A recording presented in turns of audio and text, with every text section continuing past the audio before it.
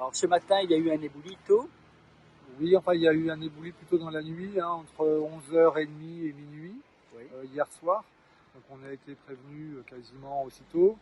Et puis ce matin, donc dès la levée du jour, on s'est rendu sur place avec le BRGM pour voir l'incident.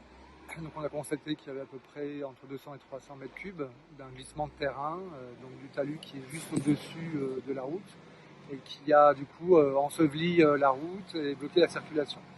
Donc là, les opérations consistent de manière un peu habituelle à enlever avec précaution, parce qu'on a quand même des très gros blocs d'une dizaine de tonnes, le plus gros qui est juste derrière moi, qui est juste au-dessus.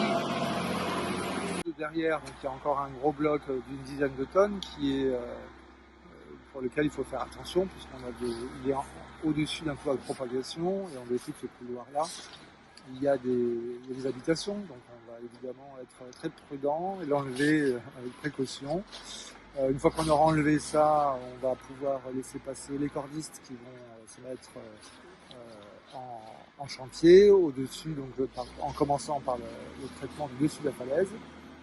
Pour enlever, donc il y a quelques blocs qui sont menaçants. Il y en a 4 ou 5 là, qui sont vraiment, qu'on peut pousser à la main et qui vont tomber. Et puis on a une inconnue là sur la cascade végétale en amont du talus.